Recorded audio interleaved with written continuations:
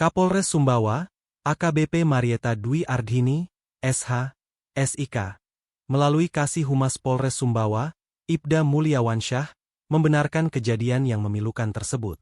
Memang benar, pelaku dengan menggunakan barang menebas korban secara berulang kali di bagian kelopo. Korban mengalami pendarahan berat dan dinyatakan meninggal dunia di lokasi.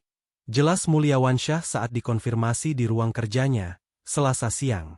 Pada hari kejadian, pelaku menyaksikan korban sedang duduk di depan SDN 2 Sebasang. Dengan seketika emosi memuncak, pelaku pun pulang mengambil barang, lalu kembali dan langsung menyerang korban.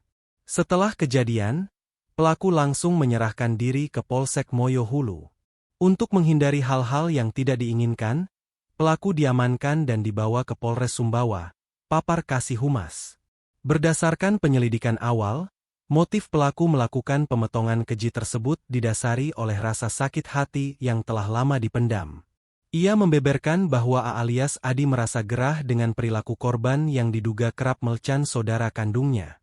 Menurut pengakuan pelaku, korban ini sering mengintip saudaranya pelaku saat mandi dan bahkan sering memperlihatkan helmnya kepada adik pelaku sehingga memicu sakit hati dan penganiayaan menggunakan barang. Papar Mulyawansyah tegas. Akumulasi emosi pelaku akhirnya meledak dan berujung pada aksi brutal yang merenggut nyawa AS.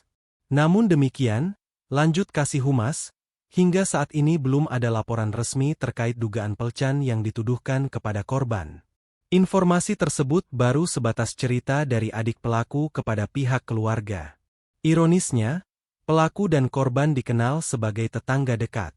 Bahkan, sebelum aksi pemotongan terjadi, konflik antara keduanya sempat akan diselesaikan secara kekeluargaan.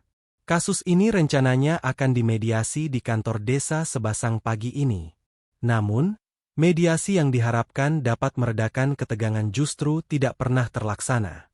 Sebaliknya, A memilih jalan kekerasan di luar meja perundingan, tepat sebelum mediasi dimulai, ungkapnya. Dalam kesempatan itu, Kasih Humas Polres Sumbawa juga menyayangkan sikap pihak desa yang dinilai lalai dalam menangani eskalasi konflik ini. Kami menyayangkan kelalaian pihak desa yang tidak melaporkan kasus tersebut ke pihak kepolisian agar dapat didampingi oleh Polsek setempat dalam hal memediasi. Pendampingan kami sangat penting untuk meminimalisir potensi kekerasan seperti ini, tegasnya. Dia menekankan bahwa keterlibatan aparat penegak hukum dalam proses mediasi sengketa warga sangat krusial. Polisi tidak hanya bertindak sebagai pengawas, tetapi juga dapat memberikan pemahaman hukum dan solusi yang lebih objektif, sehingga dapat mencegah pihak-pihak yang berkonflik mengambil jalan pintas yang berbahaya. Kehadiran kami bisa menjadi penengah yang netral dan memberikan efek jera secara hukum sejak dini, sebelum konflik memanas. Ini pelajaran berharga bagi semua pihak, bahwa setiap potensi konflik yang serius harus dilaporkan agar dapat ditangani secara profesional. Imbuhnya. Saat ini, pelaku A alias Adi telah diamankan dan menjalani pemeriksaan intensif di Mapolres Sumbawa. Polisi masih mendalami setiap detail motif dan alur kejadian, termasuk memeriksa saksi-saksi dan keluarga dari kedua belah pihak. Jenazah korban telah dibawa ke rumah sakit untuk proses autopsi guna melengkapi barang bukti. Kapolres Sumbawa, AKBP Marieta Dwi Ardhini, menegaskan bahwa pihaknya akan menyelidiki kasus ini secara tuntas dan mengusutnya sesuai hukum yang berlaku. Masyarakat dihimbau untuk tidak mengambil tindakan main hakim sendiri dan mempercayakan proses hukum kepada kepolisian.